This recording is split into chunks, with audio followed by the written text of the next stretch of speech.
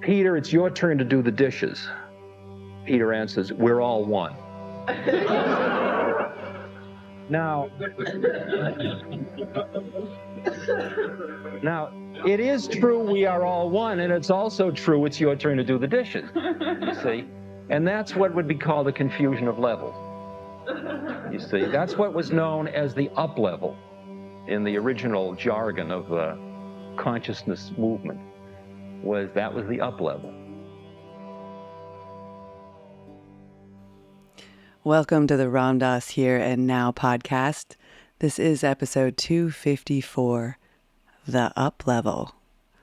I'm Jackie Dobrinska, and as always, it's an honor to be here with you, this incredible community of people around the world. Thank you for tuning in. This episode comes from 1978 and a talk where Ram Dass is addressing a Christian community in San Francisco. And I really appreciate his early talks. While many of them are really full of fire, they also include this incredible breakdown of some of the nuances of phrases we hear often in later talks. In this one, he articulates what it means when he says, there is nowhere to stand. There's this phrase I use a lot, which is everyone is hungry for something and everyone has something to give. Some people are hungry for food. And as Ram Dass's teacher, Neem Karoli Baba, reminded us, you can't talk to a hungry person about God, so you feed them.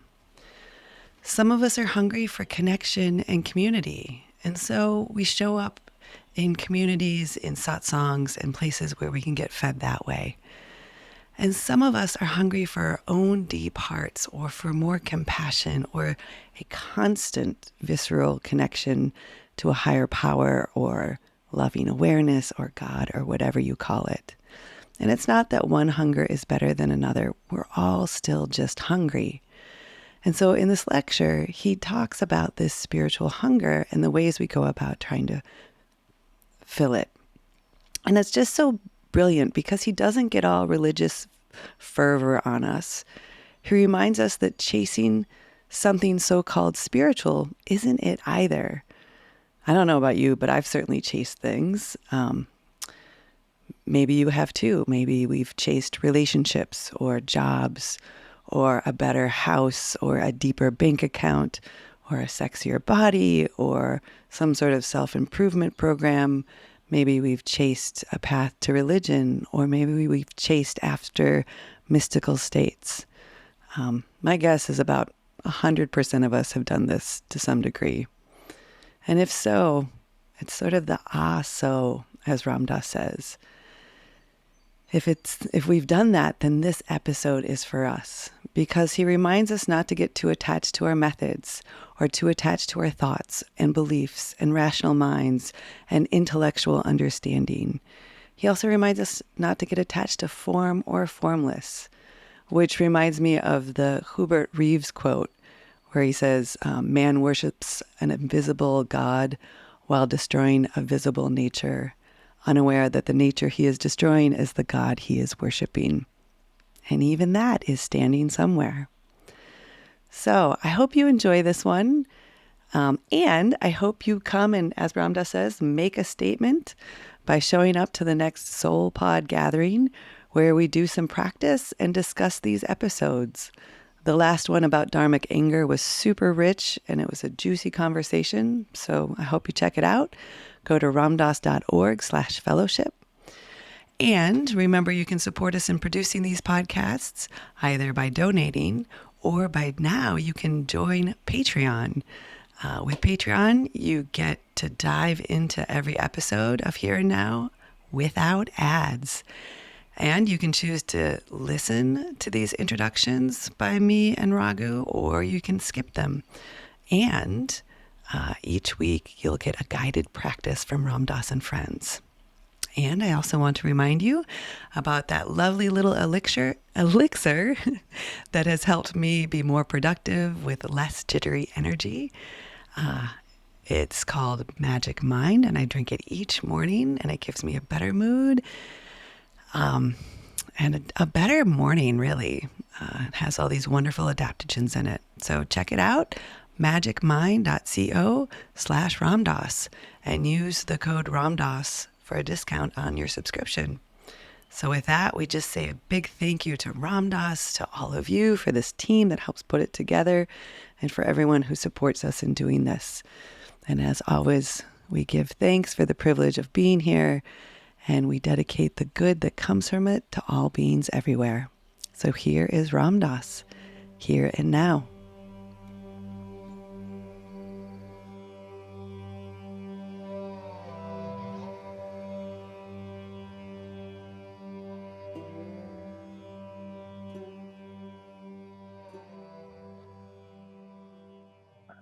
I come here with very selfish motives. I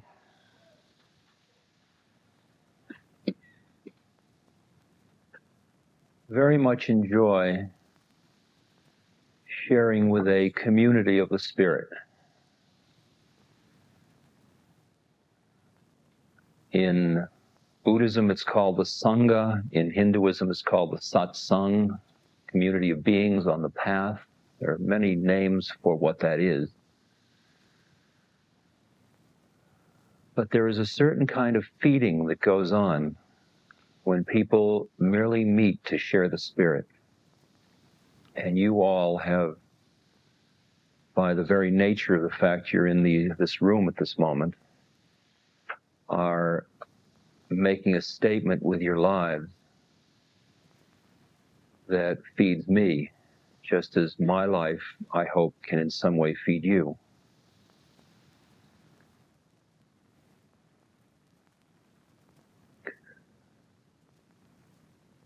There are many levels of spiritual involvement, from the very passing one of a thought every now and then that maybe, perhaps God exists, or a prayer when things get really rough, all the way on the continuum to the point where your relationship to God is a total preoccupation in your life. And that transformation, which is called a spiritual path, happens often almost in spite of ourselves.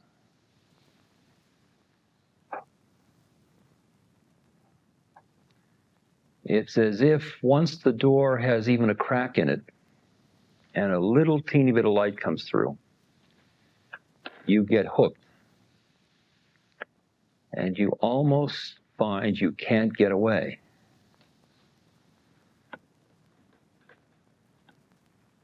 And there are stages on the path when you'd very much like to. You're not supposed to say that, but it's true.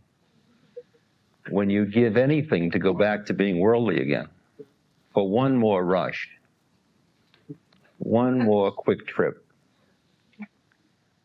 But it's too late. The hook has been planted. The process has been started.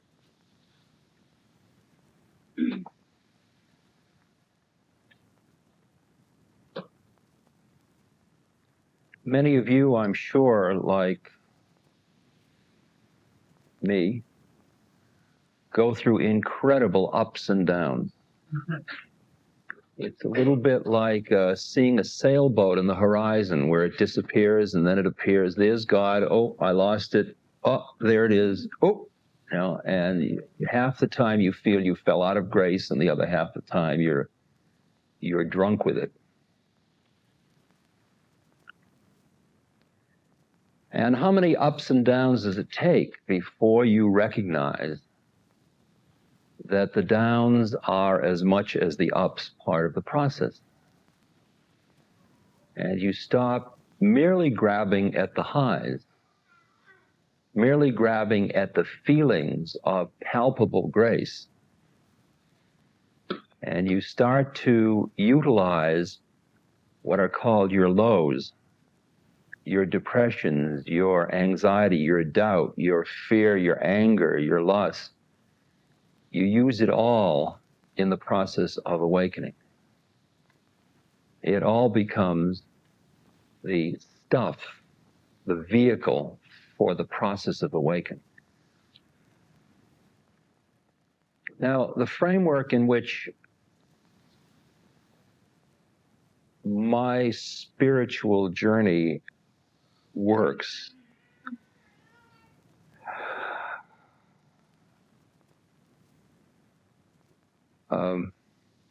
focuses on the nature of the relationship of the mind or thought forms to the universe. And it concerns itself with the process of identification with thought forms.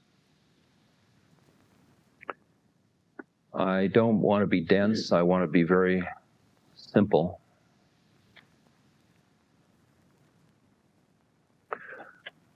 For example, I might just, as an exercise, follow my breath. Be called in a Buddhist tradition vipassana meditation. I would merely follow my breath. I wouldn't follow it in or out. I would merely notice it going by the end of my nose. And I have gone and taken courses in which I have spent maybe 10 days, maybe a month, from 4 in the morning until 9, 10 at night, just following the breath at the tip of my nose. And every time my mind wanders, there's a man sitting up on the dais who says to the group of 100, 150 people, please bring your mind back to your breath. Okay? Now, that seems like an idiot game. But what happens is, it's like taking a wild horse and trying to tame it some way, or a wild elephant they talk about in India. Because the minute you bring your mind to a primary focus of any kind, or attempt to bring it to a primary focus, immediately your mind starts to grab at things to think about. And if you would follow your own train of thought when you try to do an exercise like this, you would sit down and start to follow your breath. And I've described these routines before, but for me, it's something like at the beginning when I first started to do this, following your breath, breathing in, breathing out, breathing in, breathing out. This will never work. Person up says, just bring your attention to your breath. Don't judge, just do it.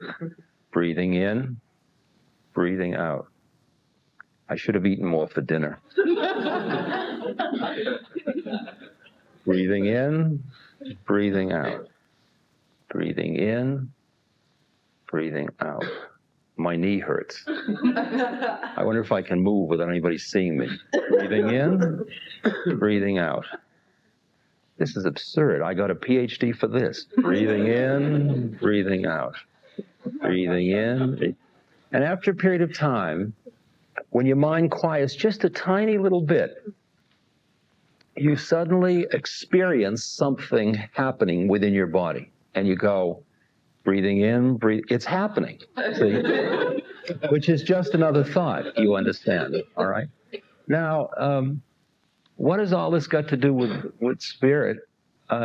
Is that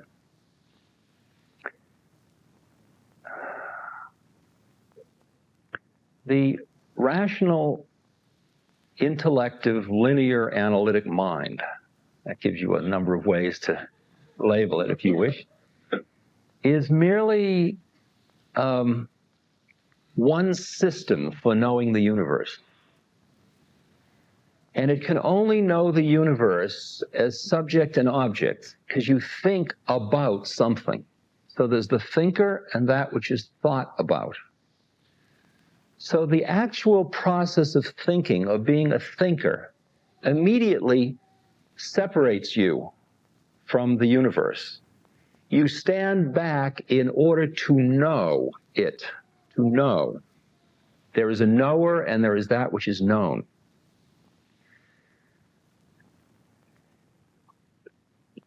Using your intellect, you can understand concepts, you can understand theories of theology, you can understand philosophical paradoxes. You can understand everything that is intellectually knowable about the spirit. But it is quite different from being in the spirit. There are other ways that human beings know things. The closest we usually come in lay language is talking about intuition. You say, I don't know I know, but I intuit. And we used to treat intuition, it's interesting, we used to treat it as one of the weaker qualities. And in the old, before women developed some of the respect that they deserve, it was attributed to women. Men were rational. Women were intuitive. And it was kind of a curse. You couldn't trust women because they were intuitive. Right? But it turns out that it's that exact quality, that softer, more non-conceptual attuning, that brings us to another way of being in the universe, which is not knowing the universe as object, but it is being part of the universe as subject. And you know it in the same way as you know the feeling when you make a fist. You can't describe to me how you make a fist. It's a very difficult thing to do, to fully describe it, but you can feel it, and it's part of you in the sense that you identify with your body. You know what it feels like. Well, in the same way, there is a whole body of knowledge. There's a whole way of being in the universe that is intuitive. When Einstein said, I didn't arrive at my understanding of the fundamental laws of the universe, that's the theory of relativity, through my rational mind. And if you look at great composers, great poets, great scientists, you find again and again people who transcended their intellect in order to tune to a deeper place in their being in which something else was available to them, and then they brought that back down into their conceptual framework. And then they used it in whatever way they needed to use it. A physicist would use it in physics. Bach would use it in composing a suite or something like that. But where the reservoir of wisdom, as opposed to knowledge, is not conceptual immediately. It's conceptual after the fact, not during it. Mahatma Gandhi was leaving a railway station, and a reporter rushed up and said, Mahatmaji, give me a message to take back to my people. And the train was already moving, and Gandhi just wrote on a slip of paper, my life is my message. And I think that what I'm talking about here with the intellect is that you can know lots and lots about any kind of theological system,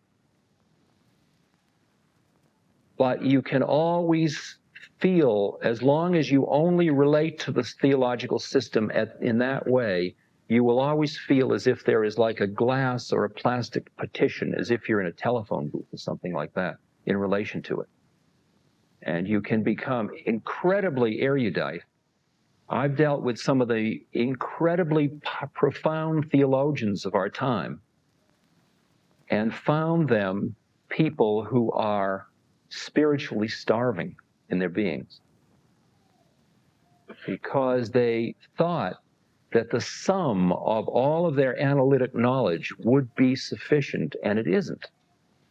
Now, coming back to the meditation then, you see that when you start to understand that you are not your thinking mind,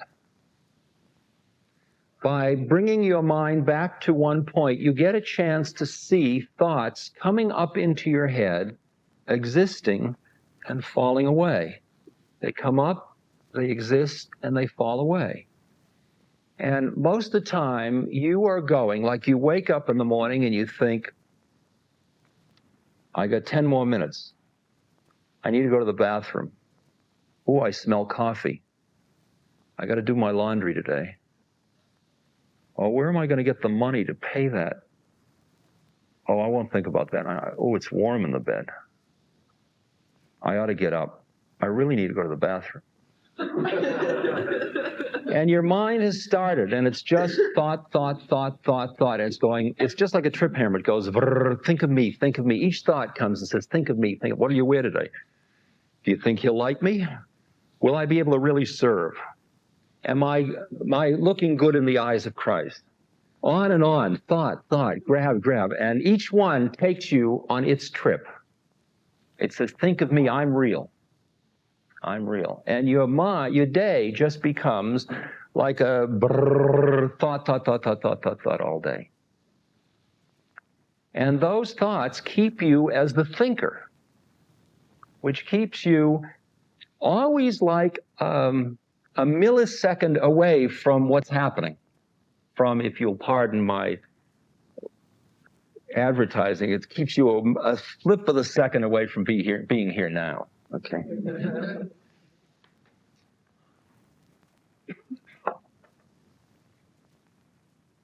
So that when you sit down and you start to follow your breath, which is a very ancient tradition in Ceylon and Burma, Thailand, and so on,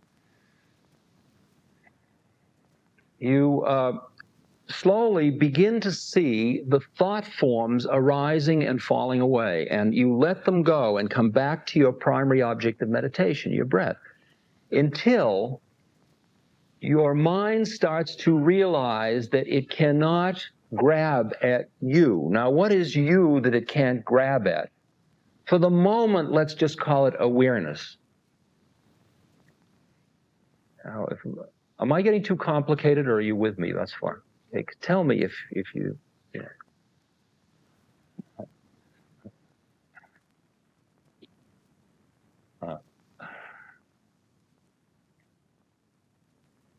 If you are reading a book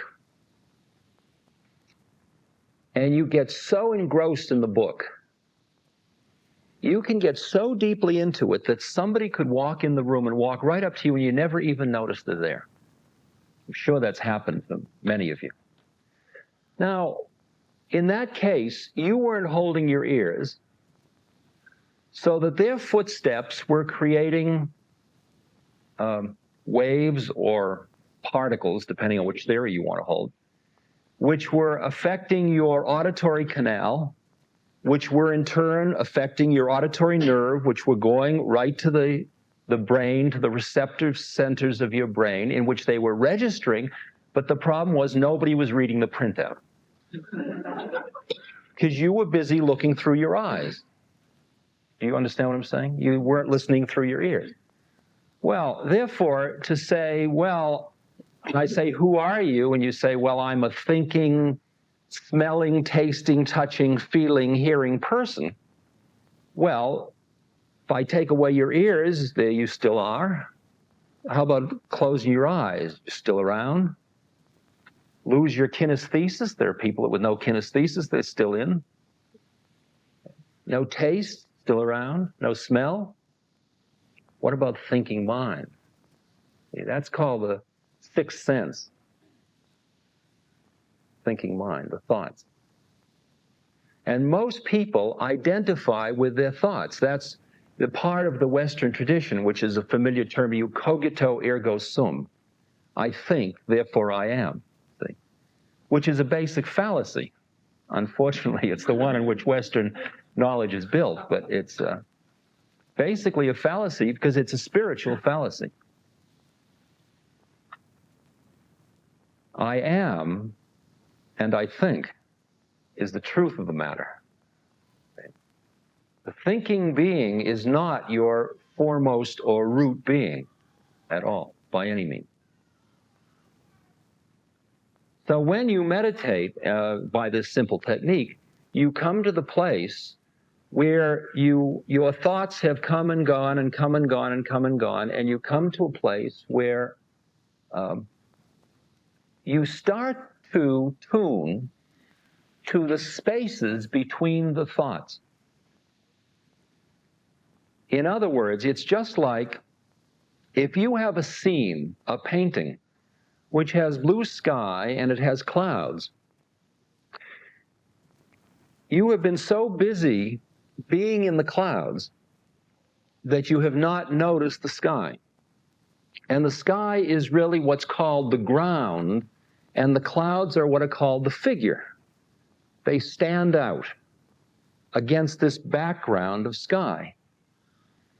There is a background behind your thoughts, which is just called awareness. Right? It's just a field of awareness. It's just what would be called isness. Isness. All right?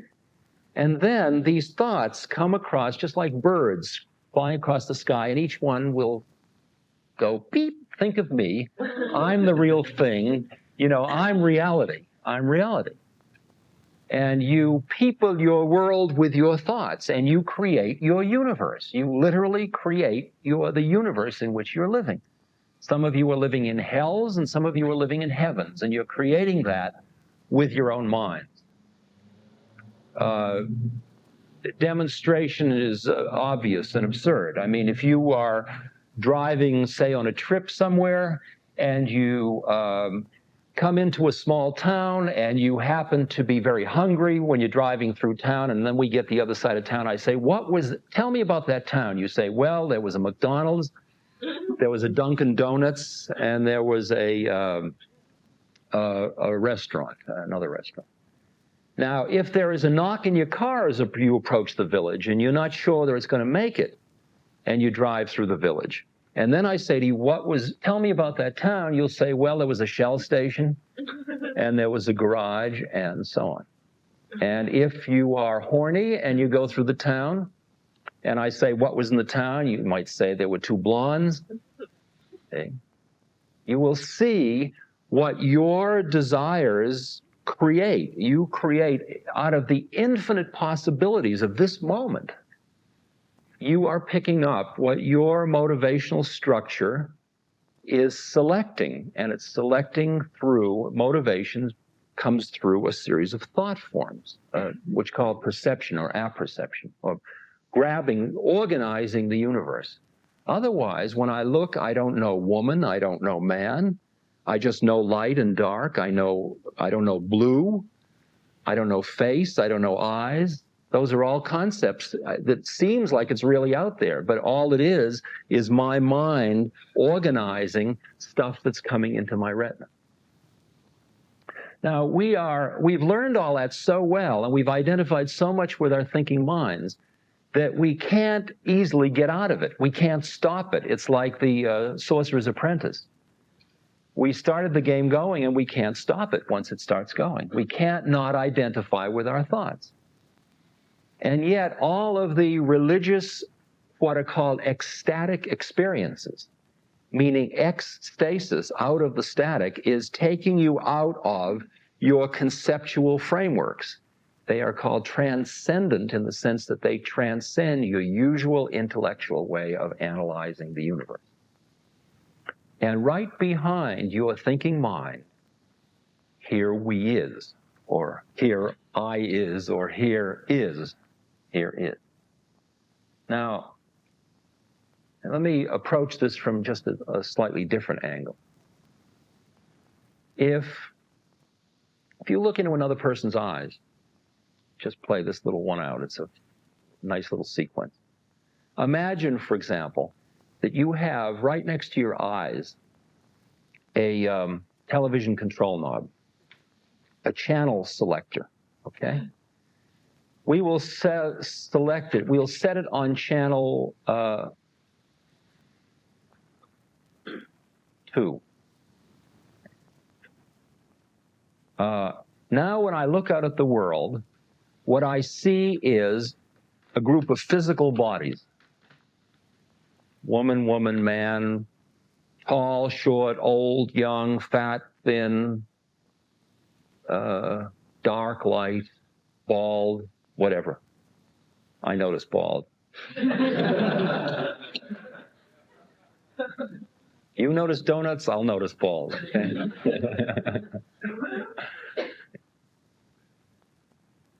Now, that is if I'm on channel 2, that's my reality. That's what I see. And there is a very large segment of the population for whom that is the channel they live on most of the time. It's called watching all the girls go by. In science, you would say that you see the world in terms of endomorphs, ectomorphs, and mesomorphs. Okay, categories of body structure. Okay, flip the channel 1 channel. Let's go to channel 3. Now you look out and you see everybody's personalities. Okay. You look and you say, oh, there's somebody that's happy. There's a depressed person. There's somebody that's looking into the future. There's a responsible person. There's a bum. There's a serious spiritual person. There's a good person. People in therapy tend to be on channel 3. Okay. They see everybody as less depressed than them, usually. And that's your reality. And most of the world is based on seeing people in psychological terms. And when you get too loaded on channel 3, you don't even notice the bodies the personalities come in. You just notice the personalities. You said, I met a very happy person. Well, what did they look like? I didn't notice, but they were very happy. Well, what were they wearing? I didn't notice. Or you just notice what they look like and what they're wearing and not their personality. These are 2 different channels. Let's flick the channel again. Okay. We'll flick to another channel, and now what you see when you look out in the world is 12 beings in various permutations. Aha, you're a Sagittarius. I knew it. I just knew it. I knew the minute I laid eyes on you, it couldn't be any other way. I could tell by the way you walked. And your reality is based on that. That's who you see. You just see that matrix of the universe, of individual differences. So we've got 3 matrices, if you will, of individual difference. We've got body, personality, astrology, your astral identity. Okay. Ready? Flick. Okay. Now, if you look in the eyes of another human being, what you see on this new channel is you see another being just like you looking back at you. It's like, you in there? I'm in here. How did you get into that one? And you see it's as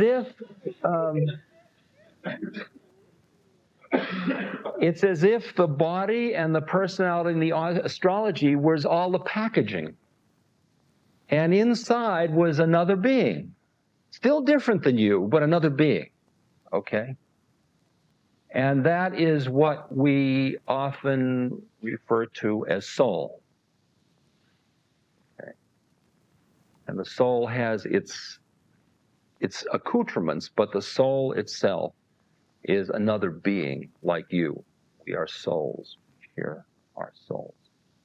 And that's why the eyes are known as the windows of the soul. There's a way to look through the packaging to see who another being is.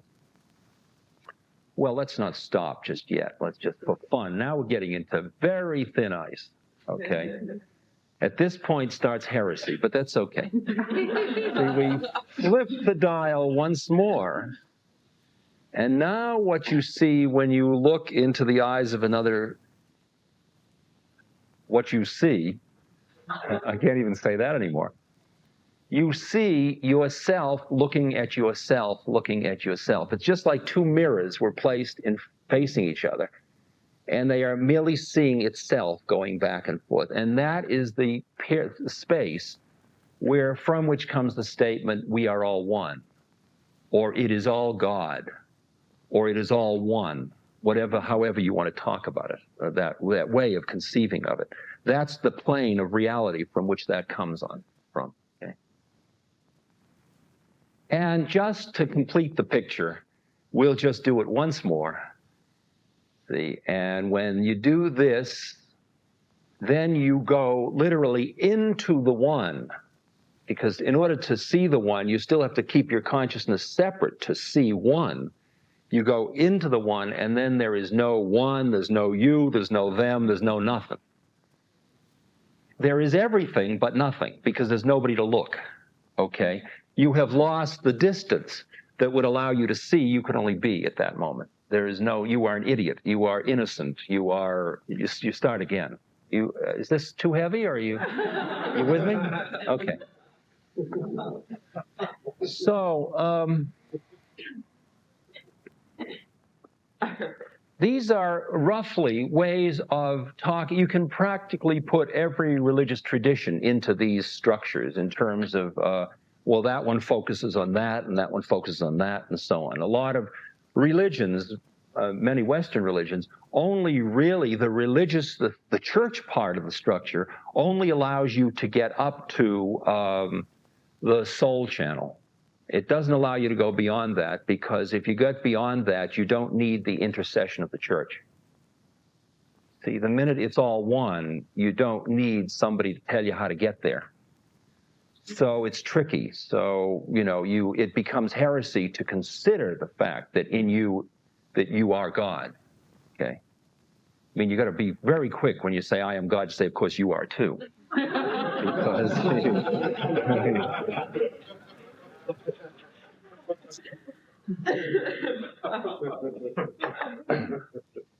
now,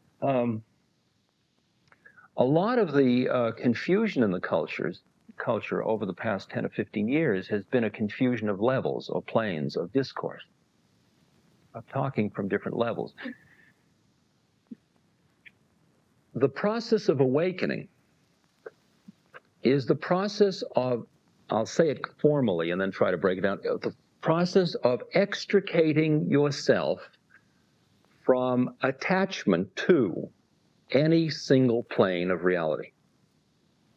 Okay? Any one of them, I don't care which one it is, any single one. If you're stuck in one plane and therefore deny the reality of the other planes, the relative reality of the other planes, then you're closed. And what happened to most people, the process of awakening, for most people was they start with the physical plane and the psychological plane and maybe the astral plane, and maybe they've had flickers of recognizing a soulmate or a soul or another soul. And that starts a process.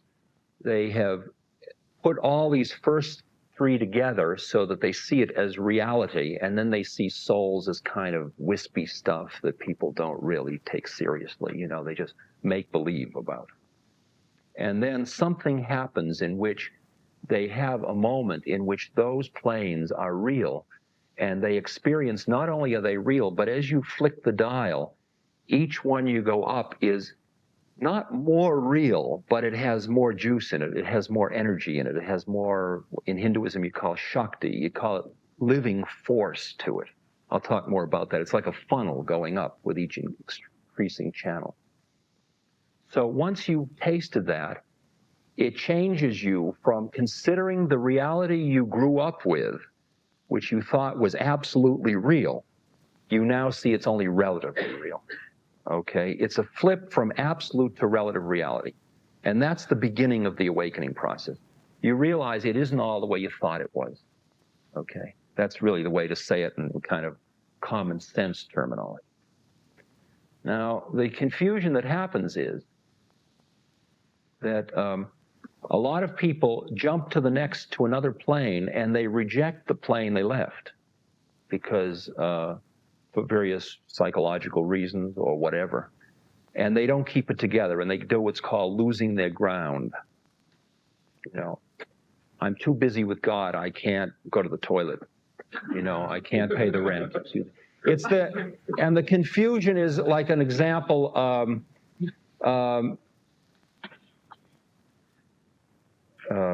Peter, it's your turn to do the dishes. Peter answers, we're all one. Now, it is true we are all one, and it's also true it's your turn to do the dishes, you see? And that's what would be called the confusion of levels, you see? That's what was known as the up level in the original jargon of the consciousness movement. That was the up level. You up level everybody. Whatever they said, you just jumped one level up. And then you get the penultimate where somebody's saying it's all nothing. It's all empty. There is nothing. There's nowhere. And then you'd say, yes, but do the dishes.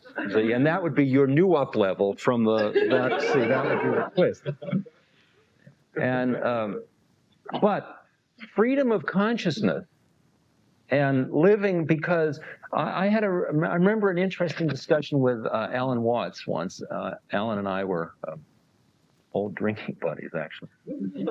And Alan said to me, Dick, that's who I was at that time, he said, Dick, it seems to me that you are more attached to the more formless planes of reality than to the form. You seem to like the spirit and the one and all that stuff, and you don't seem to like the world too much.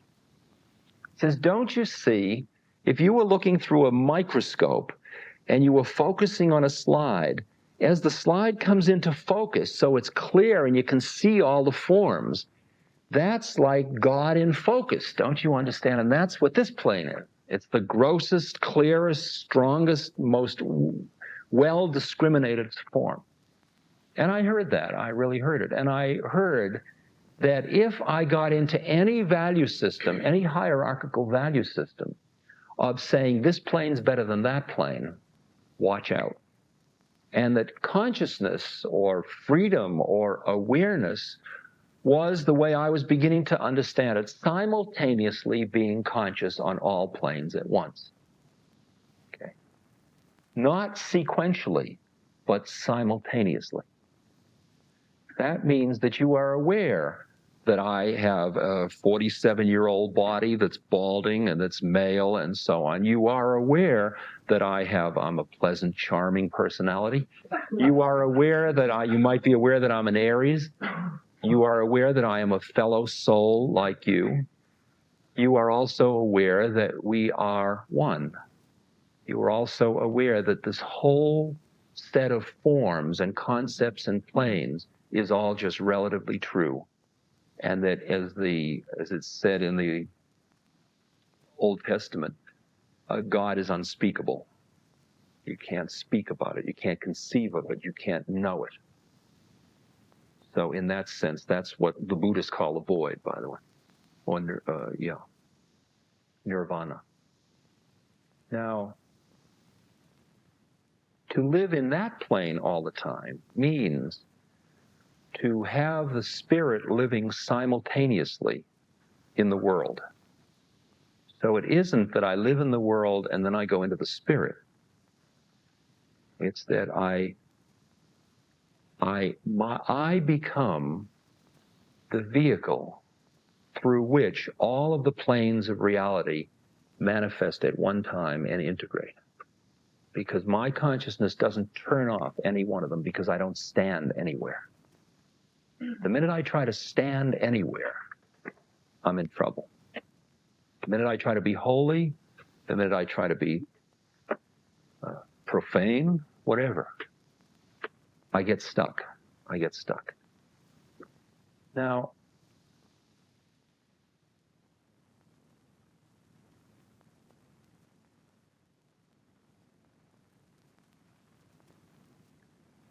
in the early part of the journey, when you first start to tune to these other planes of consciousness, which can, when you have a religious revelatory experience of any kind, a transcendent experience, it could have happened through having a child, it could have happened at the time of an automobile accident or a crisis in life, it could happen through drugs, it could happen a number of ways. It could happen, what happens is it just blows you out of your mind. It just, your mechanisms for adapting don't work anymore. It's an overload and the system breaks down. Okay? And at that moment, you see more than you, as Dante said, I saw more than I can say. And Black Elk said of the Ogallala Sioux, that I saw more than I can, I saw more than I can, I saw more than I knew, and I knew more than I can tell. And then Dante said, but I'll spend the rest of my life trying to tell it, to talk about what that thing is. Now, once that break occurs, then you get very, very addicted to these planes of consciousness. You get very addicted to hanging out with souls. You get very addicted to hanging out in the living spirit, in the feeling of flow, in the Tao, the Chinese call it, in the way of things. You get very, very attached to that. And from the point of view of liberation, attachments are attachments. And until you extricate yourself from attachments, you are not free. And the spirit is free. Now, this is a very funny matter, because methods such as the church, such as religious practices, meditation, gurus, teachers, prayers, mantras, doing beads, all of this, these are attachments. I don't know about you, but I'm very attached to my methods. They're like old friends. I count on them. I know that they're like elevators. I know I can climb onto them and go right into those planes of consciousness. And I can suddenly be in the living spirit. I can be with the community of the spirit, in which all the forms, the worldly forms, are all there, but they're not hanging me up anymore. And here we all are. And we are not in time and space. Because, by the way, when you go through these planes of consciousness, after the first three, you go beyond time and space. So that when you meet somebody as a soul, another soul, you find when you're really living in that plane of seeing other people, you no longer feel the need to say, don't leave me, when will I see you again? The hellos and goodbyes, as the Japanese Hakuin says, your coming and going is nowhere but where you are. You come into a place of being that is so immediate, and it includes so much of everything that you can't imagine anybody could go away anyway. Where could they go? Ramana Maharshi, when he was dying of cancer, and they said, Bhagwan, don't leave us, don't leave us. He says, don't be silly, where could I go? I mean, it's just like saying, I'm selling my Ford. No, don't go, don't go. I'm not going, I'm just selling my Ford. You know, I'm just dropping my body. What are you getting into such a big thing about? No, don't get into a snit.